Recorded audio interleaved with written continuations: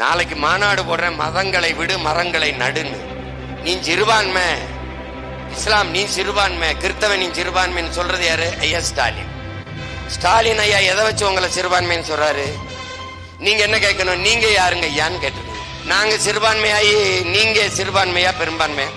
நீங்கள் சிறுபான்மை அப்படின்னா நான் பெரும்பான்மை. நான் எதுல பெரும்பான்மை? எதுல பெரும்பான்மை?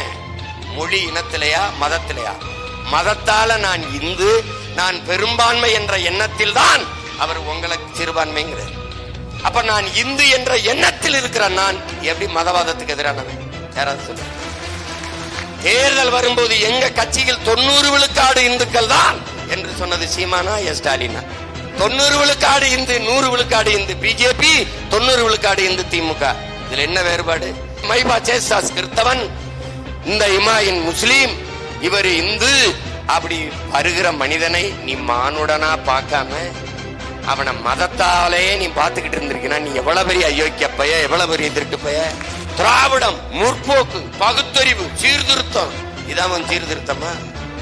உன்னுடைய பெரியாரியம் சொல்லுது. உன்னுடைய நீ சொல்ற பெரியாரியம் ஈவே ராமசாமி ஐயா சொல்றார் தன்னுடைய பிறந்த நாள் செய்தியில, கிறிஸ்தவன் இஸ்லாமியன் இந்த கும்பல் 4 பேரும் நம்ம எதிரிகள். இது யாராவது இந்த கூட்டத்தில் கேள்வி கேட்டீங்களா? கிறிஸ்தவ இஸ்லாமிய மக்களுக்கு திராவிட முன்னேற்ற கழகம் செய்த ஒரே ஒரு நன்மையை சொல்லுங்க.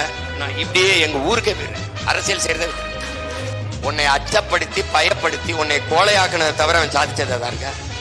யார் சிறுபான்மை? உண்மையிலேயே ஸ்டாலின் தான் சிறுபான்மை.